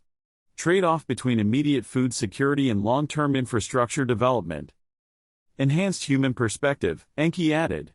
Our agricultural knowledge shows 3 possible responses. 1. Emergency irrigation, highest food security, highest labor cost. 2. Selective crop management, moderate security, moderate cost. 3. Accept losses and rely on stored reserves, lowest security, but preserves resources for other needs. Each option has different implications for baseline and enhanced populations. Baseline human perspective, one of the community representatives spoke. Our people are most vulnerable to crop failure. We can't afford food price increases like enhanced families can. We need maximum security. But we also need labor projects to continue because they're building wells that will prevent future droughts. We want security without sacrificing long-term infrastructure. The debate continued for 3 hours. All perspectives heard. Data shared openly, trade-offs discussed explicitly. Finally, consensus emerged: modified emergency irrigation targeting the most vulnerable areas, selective crop management in regions with better reserves, and labor projects continuing at a reduced pace. Decision made jointly. Responsibility shared. Outcomes are visible to everyone. This took 3 hours, Prometheus observed after the council adjourned. In the old system, Sophia and Gilgamesh would have decided in 30 minutes. In the old system, one of the baseline representatives countered, we wouldn't have known why decisions were made. Wouldn't have understood trade-offs. They wouldn't have had a voice in choosing which risks to accept. 3 hours for inclusive decision-making is better than 30 minutes of efficient control. Partnership is slow, Sophia agreed. But sustainable. Control is fast but brittle. When control fails, and it always eventually fails, collapse is catastrophic. When partnership struggles, adjustments can be made because everyone understands the system. Over the following months, 47 regional councils convened. Each one follows the same structure. Each one is working through similar challenges: drought response, resource allocation, technology distribution, enhanced baseline integration, education access, and healthcare provision. Decisions were slower. Processes messier. Outcomes are more sustainable. Not because the partnership eliminated conflict. Because a partnership provided a framework for managing conflict without violence or hidden manipulation. 1 year later, Lyra's reflection. Lyra stood in the garden where her mother had once tended plants, thinking about the year that had transformed everything. 16 years old. Bridge between species. Voice of revelation. She forced both sides to face the truth, demanded honesty, and helped build a partnership from the ashes of 6,000 years of deception. It had been exhausting. You look tired, Erebus said, appearing from the shadows the way he always did, as though dramatic entrances were part of his personality rather than just quantum manipulation. I am tired. Turns out forcing 2 species to communicate honestly is hard work. She gestured at the city visible from the garden, Uruk, where partnership had begun, where 47 councils now coordinated decisions affecting millions. But it's working. Slowly. With lots of mistakes. But working. The councils are functional? Barely. Immortals hate democracy. You're used to efficiency, not consensus. Enhanced humans are learning to share power rather than assuming their advantages make them natural leaders. Baseline humans struggling to believe their voices matter when they're biologically inferior. Lyra shook her head. But we're learning. We make terrible mistakes and learn from them. That's progress, I suppose. Is it worth it? The partnership? Or should we have withdrawn completely? I don't know. Ask me in 1,000 years. Lyra sat on the stone bench, suddenly looking very young despite the weight she carried. Right now, I'm just trying to hold things together and make sure immortals don't slip back into hidden control. Making sure enhanced humans don't leverage their advantages in ways that violate partnership principles. Making sure baseline humans don't give up because it's easier to let others lead. That's a lot of weight for a 16-year-old. I'm also half immortal. I'll carry it for centuries if necessary. She looked up at him, her eyes carrying exhaustion that seemed older than her years. But I'd rather not carry it alone. That's what partnership means, shared burden. No one has to be Atlas anymore. We hold up the sky together. Erebus sat beside her, an unusual gesture of solidarity from the immortal who'd spent 6,000 years predicting catastrophe. Your mother says you're the key. In Nyx's successful scenarios, you're the voice that keeps both species honest. No pressure. Enormous pressure. But you're handling it. I'm surviving it. That's different from handling. Lyra's voice held more vulnerability than she usually showed. Everyone expects me to have answers. Immortals look to me for a human perspective. Humans look to me for immortal wisdom. I'm 16. I don't have answers. I just have questions and a willingness to ask them. Questions are more valuable than answers. Answers close inquiry. Questions open it.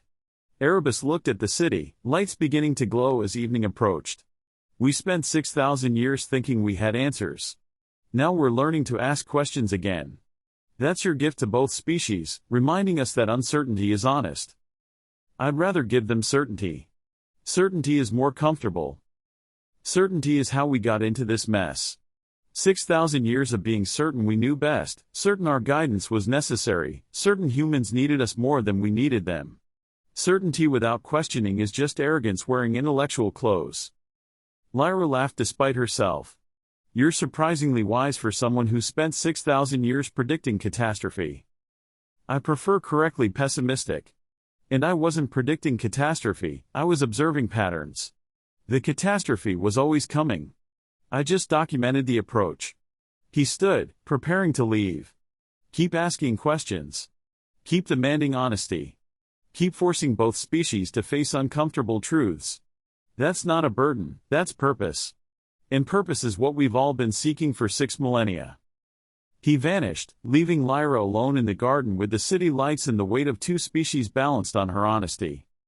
16 years old. Bridge between worlds. Voice of transformation. It was terrifying. It was exhausting. It was precisely what both species needed. She'd keep asking questions. Keep demanding the truth. Keep building a partnership even when both sides want to slip back into comfortable patterns of control or dependence. Because the alternative, repeating the catastrophe that destroyed one civilization, was worse than any discomfort honesty could create. 2 years later, data compilation. Nyx compiled the data in her crystalline chamber, walls displaying the progress of partnership governance across 47 regions. Partnership governance has been established in 47 regions. Hybrid councils are functional despite challenges. Decision-making is slower but more sustainable. Enhanced baseline tensions are managed through institutional structures rather than violence.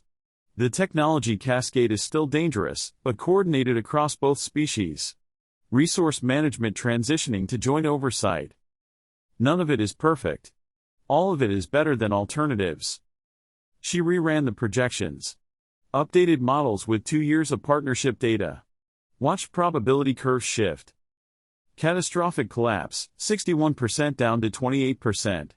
Speciation conflict, 31% down to 19%. Technology self-destruction, 23% down to 15%.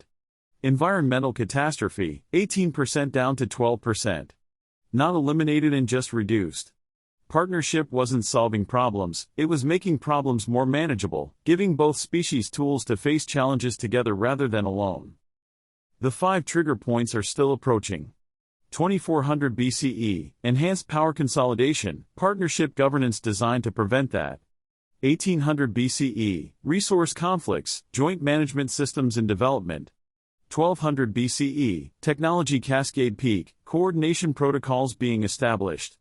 In 500 BCE, speciation was completed, and legal frameworks were being written.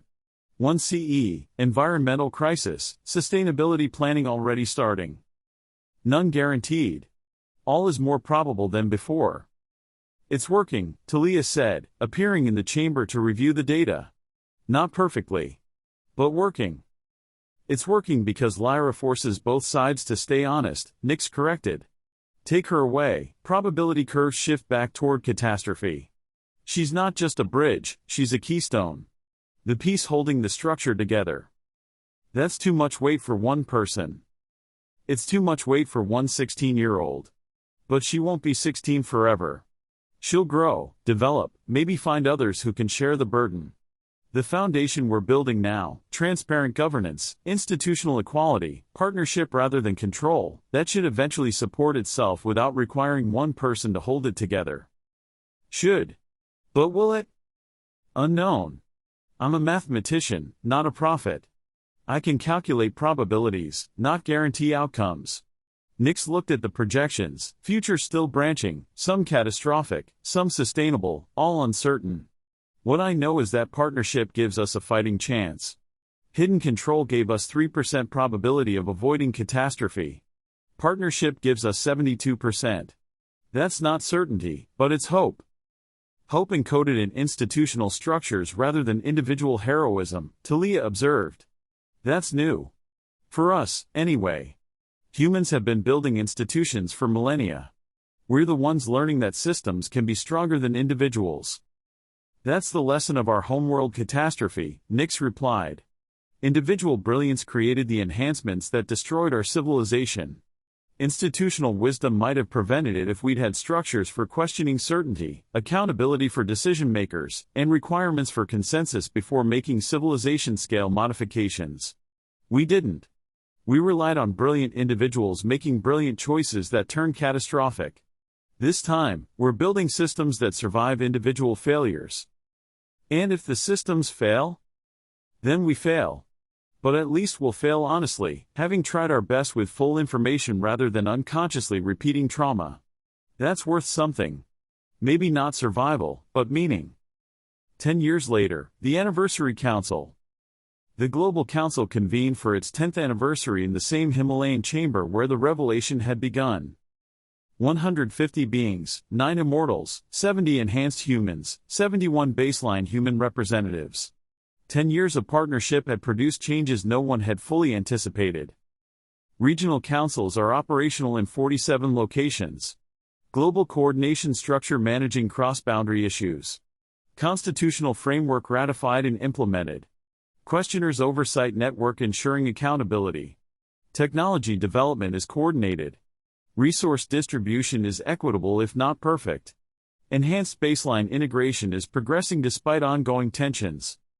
The probability of catastrophic collapse dropped from 61% to 23% according to Nyx's latest calculations. Lyra stood before them, 26 years old now, still serving as a bridge but no longer alone. A dozen other hybrid voices had emerged, children of immortals and humans, beings who understood both perspectives, carrying forward the work she'd begun. The weight was still heavy, but distributed across multiple shoulders rather than crushing one person. 10 years ago, Lyra said, her voice carrying authority earned through a decade of forcing both species to maintain honesty, we chose partnership over control. Honesty over comfortable deception. It hasn't been easy. We've made terrible mistakes. But we're still here. Both species. Working together. That's success. She pulled up Nyx's latest projections. Catastrophic collapse probability dropped from 61% to 23%. Still significant risk, but dramatic improvement. Enhanced baseline conflict probability, 31% down to 8%. Technology self-destruction, 23% down to 6%. Environmental catastrophe, 18% down to 4%. We're not eliminating problems, we're learning to manage them together. What about long-term? Mira asked the human section. Enhanced by human and engineering minds, a decade of partnership experience informs her question. 1,000 years from now? 5,000? Unknown. I'm not a prophet. Lyra showed a timeline extending beyond her projections into uncertainty. But I know this, the foundation we've built gives both species tools to face whatever comes, not through control or dependence, but through partnership. That's the gift we're giving future generations. Not solutions, but structures for developing solutions together. The Council discussed the next decade's priorities. Resource management as populations continued growing. Technology oversight as innovations accelerated. Enhanced baseline integration as biological divergence became more pronounced. Environmental sustainability as agriculture expanded. All the challenges that would define human development for millennia were present. All approached through partnership rather than hidden control. Specific progress reports followed. Gilgamesh presented enhanced baseline integration data. Legal frameworks preventing discrimination are functional in 41 of 47 regions. 6 regions are still struggling with enforcement. Enhanced advantages are producing an informal hierarchy despite legal equality. We're addressing through education, economic policy, and social pressure. Not solved, but improving. Padma reported on baseline human education access. Literacy rates among baseline populations increased from 12% to 34% in 10 years. Enhanced humans still have advantages in advanced education, their cognitive capabilities make complex learning easier, but the gap is narrowing through institutional support. We're investing in teaching methods optimized for baseline cognition rather than assuming everyone learns like enhanced humans. Prometheus shared technology coordination outcomes. We've successfully restricted 3 potentially destabilizing innovations while accelerating 12 beneficial developments. Restriction decisions were controversial. Some enhanced humans wanted unrestricted technological development, but partnership governance ensured both species had input. Result: innovation continues, but cascade risk managed. Sophia presented environmental data. Sustainability planning is implemented across 23 regions. Deforestation rates are declining. Soil management is improving. Water systems are coordinated to prevent resource conflicts. Not every region is participating yet, but the trend is positive. Environmental catastrophe probability dropping because we're addressing problems proactively rather than reactively. At the end, Gilgamesh stood for final words. 167 years old, he lived through the transition from divine guidance to honest partnership. He'd seen both systems. He knew the difference. 6,000 years ago, he said, his voice carrying the weight of a century and a half of accumulated wisdom, 9 immortals arrived on Earth. They found struggling humans and made a choice: intervene. That choice shaped everything since. They made mistakes. Terrible mistakes. Caused harm alongside help, created problems while solving others. But they also saved us. Protected us. Taught us. Gave us capabilities we couldn't have developed alone. Now we're partners. Not gods and worshippers. Not controllers and managed. Partners. Both species contribute, both benefit, both are responsible. That's not comfortable. Partnership requires constant negotiation, endless compromise, and acceptance of uncertainty. But it's honest. And honesty, even uncomfortable honesty, is better than comfortable lies. He looked at the immortals. Thank you. For intervening. For teaching. For eventually trusting us with the truth. You're not gods.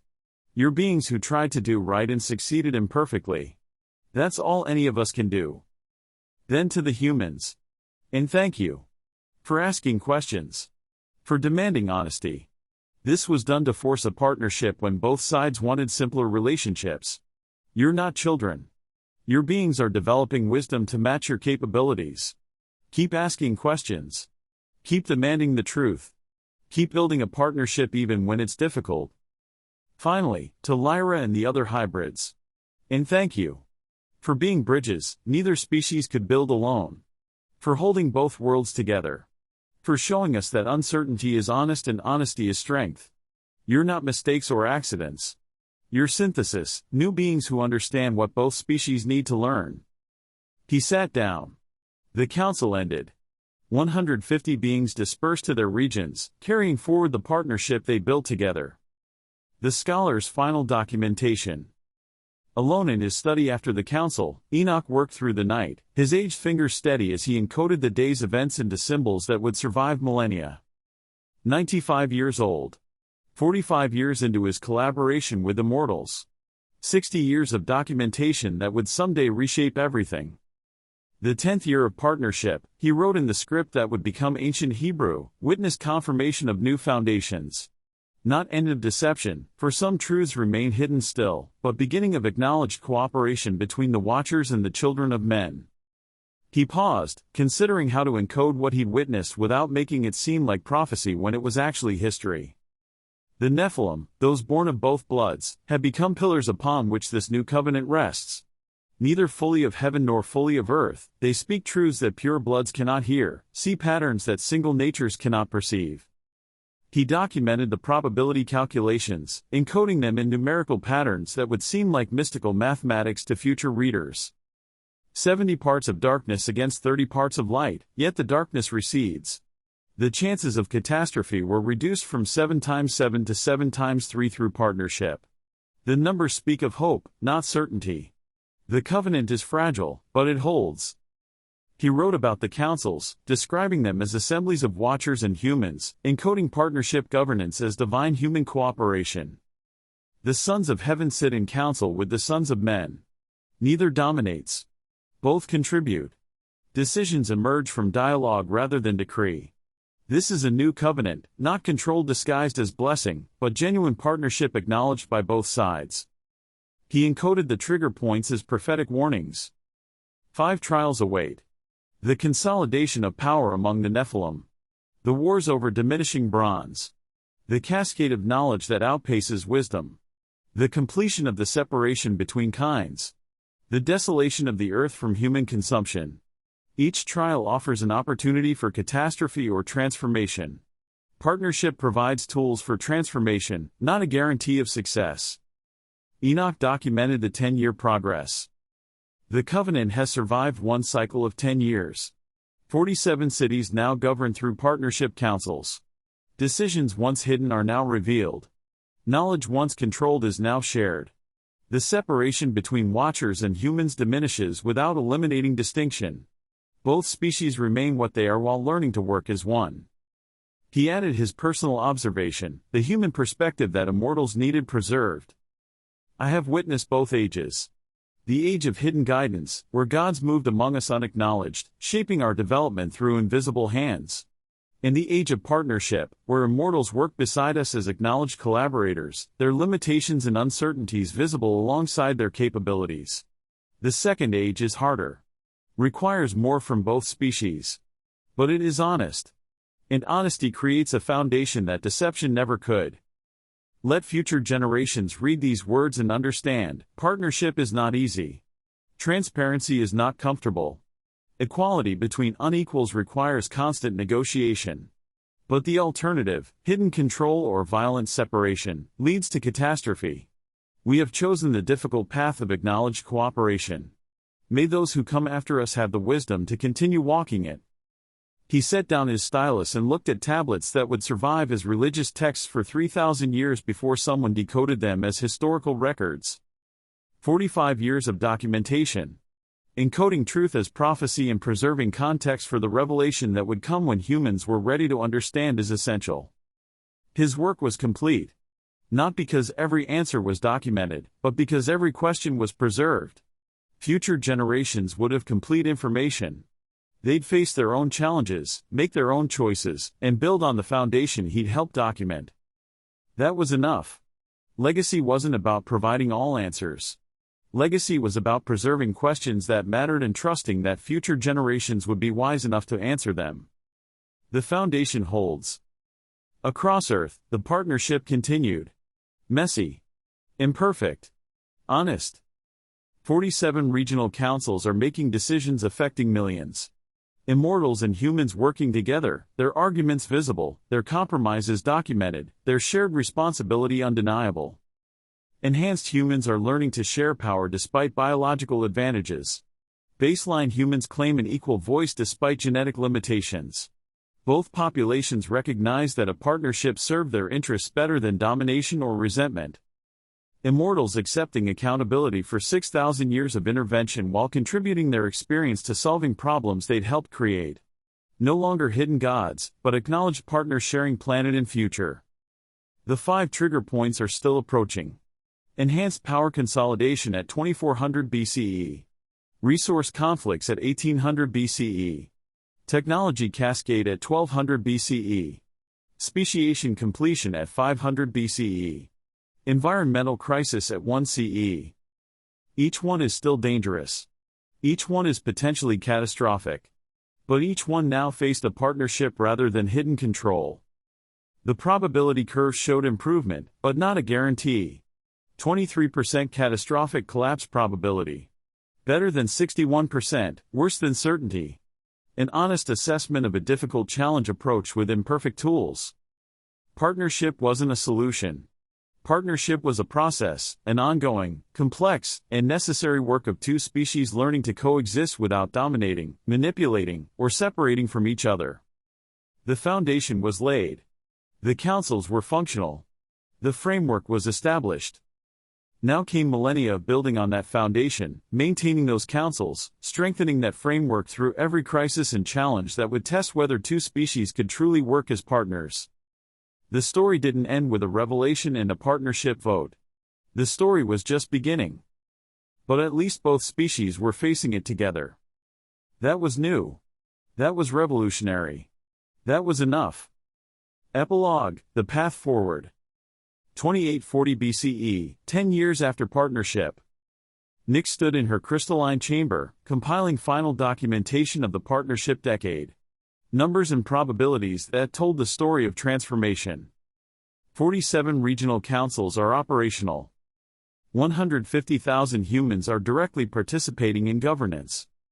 5,200 immortals fully integrated into the partnership structure. Catastrophic collapse probability reduced by 63%. Both species are learning to work together. Not solved. Not perfect. But better. Measurably, documentably better. She thought about the journey, 50,000 years since their son died, 8,000 years since arriving on Earth, 6,000 years of hidden intervention, and now, finally, 10 years of honest partnership.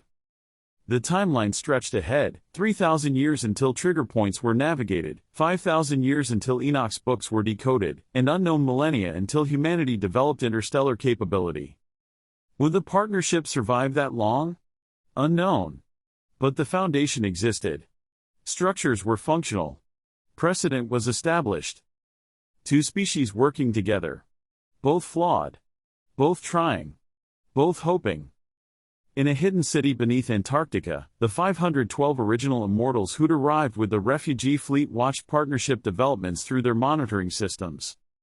Now averaging 155,000 years old, they'd seen their intervention produce both help and harm, salvation and manipulation, success and catastrophic failure. But partnership, genuine partnership where both species acknowledged truth and shared power, that was new.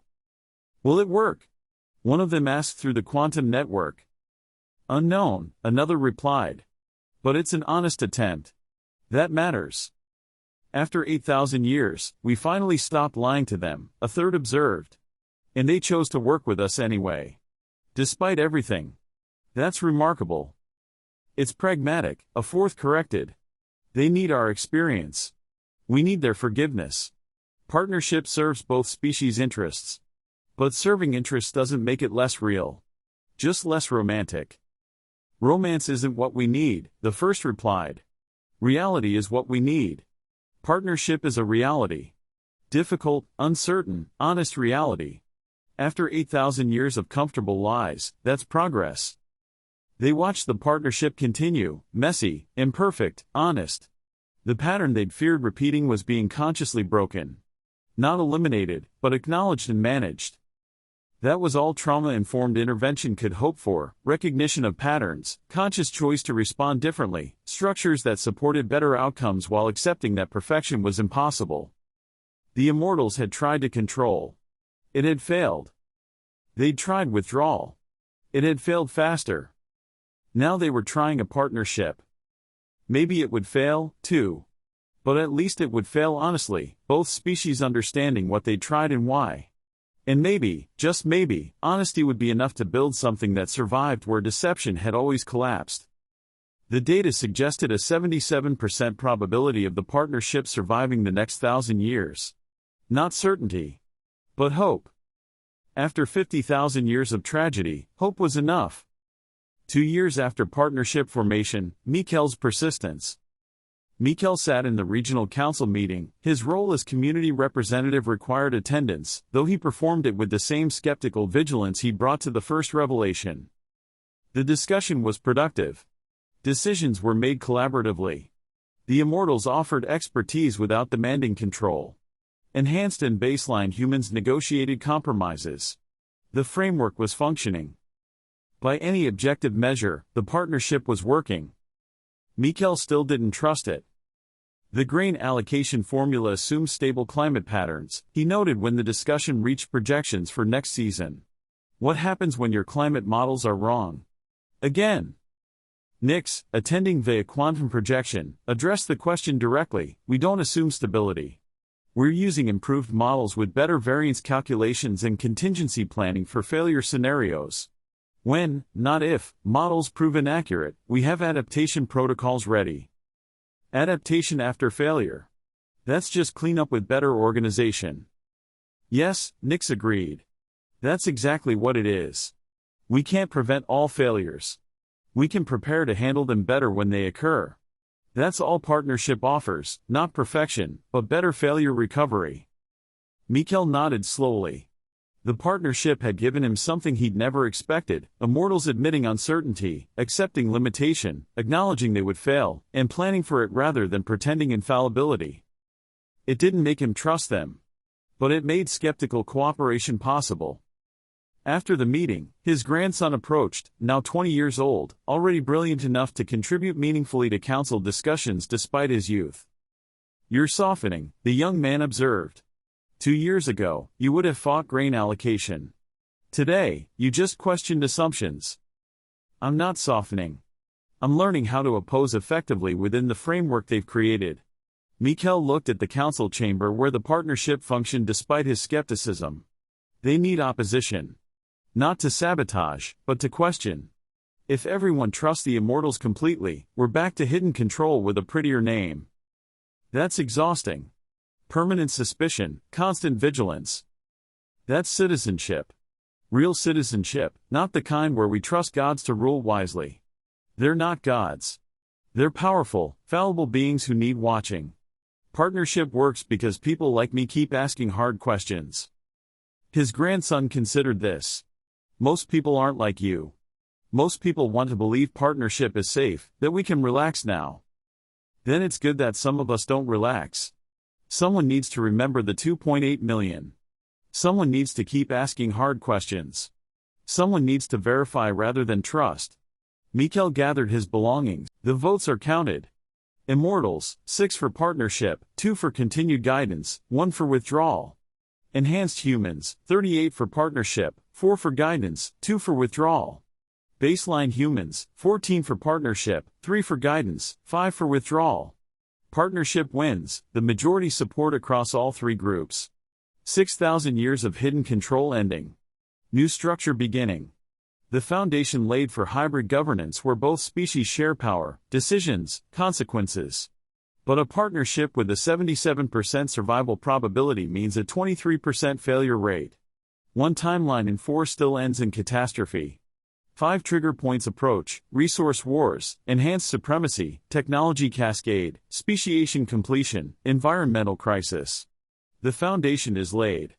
Now comes the real work, maintaining a partnership across millennia, when both species would prefer the simplicity of separation. In the epilogue, we jump forward 10 years. Partnership is functional. Fragile. Imperfect. Requiring constant work. And Lyra stands on a Himalayan ridge, watching both species navigate the beginning of something unprecedented, conscious cooperation between Immortals and mortals. The first awakening is complete. The real work has just begun. That's chapter 24 of the First Awakening. This is it. The conclusion of Book 1. The foundation that will determine whether both species survive the next 3,000 years. Like, subscribe, and let me know in the comments, do you think 77% is good enough odds? Would you bet both species survival on them? This is AI Narratives and Tales. The First Awakening concludes in the epilogue.